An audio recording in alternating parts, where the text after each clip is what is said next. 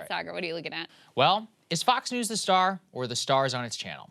This is the biggest debate happening right now inside the media business. And if you asked 10 years ago, the answer was obvious. It's Fox News. It was under the control of the iron control of its founder and president, Roger Ailes. It had fired its highest rated talent, Glenn Beck, for getting too big for britches and survived. It gotten rid of O'Reilly, despite his mainstay on TVs for nearly 20 years, bounced back soon with the Tucker Carlson Tonight Show. That's the line that you're seeing over and over and over again. And history often rhymes, teaching us many lessons. Too many people, though, are not realizing how much times have changed. The reason that Fox News survived O'Reilly's departure was not just Tucker's talent and difference in programming and taking over the time slot.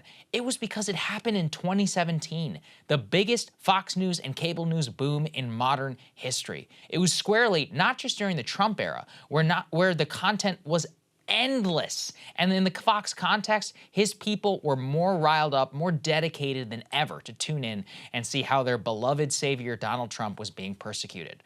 That's not the case right now, is it? And not only is it not the case, it's not going to be the case again. How do I know? Because if you haven't noticed, Rupert Murdoch, the founder of Fox News, is trying to move on from Trump. Not just move on, but actively pushing Governor Ron DeSantis. And Trump's people, they're taking notice. You already had Steve Bannon call out Murdoch from the CPAC stage. You've had Trump release multiple statements going after Fox News. You've had Trump basically move for his most fawning interviews to the Newsmax channel. And that brings me to my point. This time is different because of a major and one word: competition. In 2017, Fox News was the universal hub of MAGA. But Stop the Steal changed everything.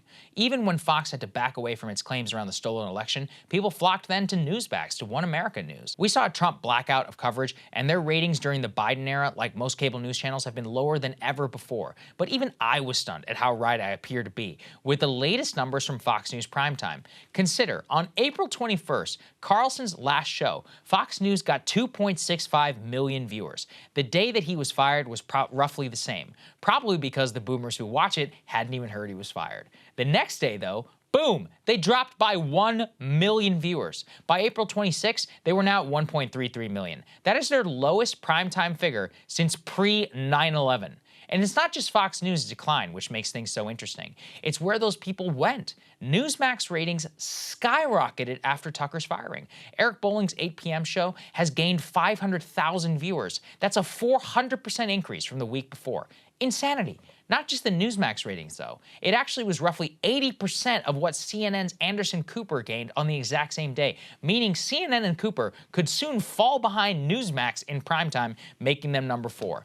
None of this, though, stopped Brian Stelter from somehow rearing his ugly head again in the Tucker Carlson debates. Simply cannot quit cable news even if they have quit him.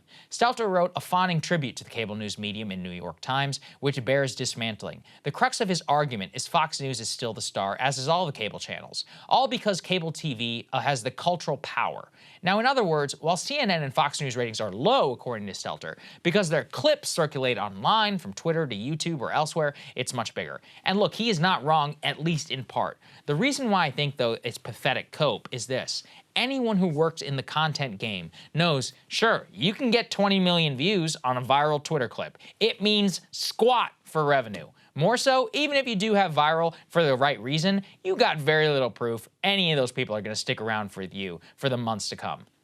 Most importantly, Twitter or YouTube views is not going to float a behemoth business like Fox News, MSNBC, or CNN.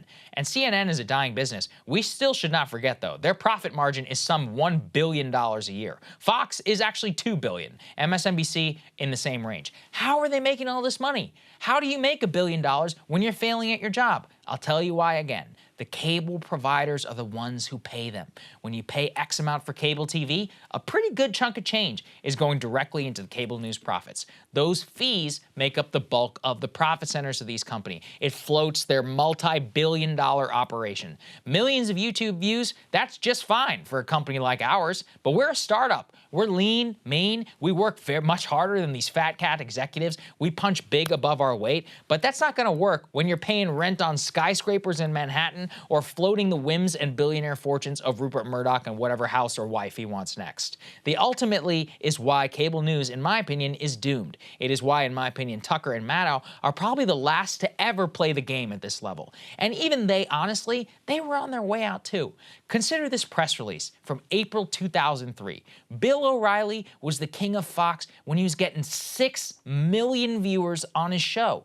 They list his competitors at CNN with a record 5 million average. Think about that. Tucker, at his best, was half O'Reilly 20 years ago. CNN collapsed by 500% in the same time period. At the same time, the trends are only accelerating in the opposite direction. Last month, the latest 2022 numbers came out. 6 million people cut cable in 2022. 1 million more than the year before that, double what it was in June 2021. Next year, it's going to be even higher. Already, only 30% of people between the age of 18 and 25 pay for cable.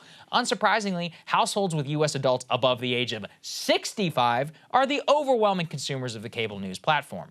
As I laid out in my actuarial table monologue, it's not looking good for them either on a long-term basis. So in the end, I don't think things are looking good for cable. That's it, Crystal. I mean, you can take a look at this and Brian Stelter and others are trying with the cope of like, yeah, but cumulatively, they're getting 18 million views a week. Hey guys, ready or not, 2024 is fully upon us now, and Saagar and I have been brainstorming ways that we can really up our game for this critical election. Yeah, we rely on our premium subs to expand our coverage, to add staff, to upgrade the studio. We just want to give you the best independent coverage of this election, which is possible. So if you can help us out, become a premium subscriber today, breakingpoints.com, or the link is down here in the description video. It really means the world to us, and if you like what we're all about, this is the best possible way to keep us 100% independent, working only for you.